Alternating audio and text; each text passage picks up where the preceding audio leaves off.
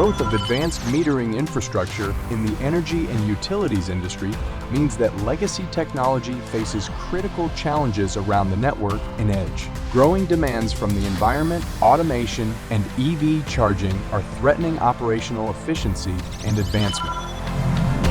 Aging infrastructure lacks the data granularity, interoperability, and cybersecurity resilience required for real-time insights and regulatory compliance. To keep pace, utilities must prioritize strategic network transformation.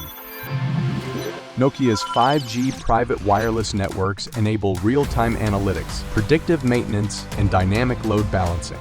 This advanced technology ensures robust cybersecurity and seamless system integration at scale, delivering the insights necessary to optimize grid performance and sustainable energy transition.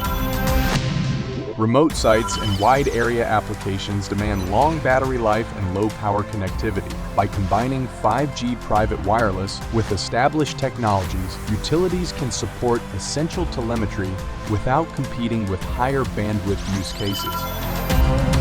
Advanced metering infrastructure requires a precise balance between performance and power efficiency.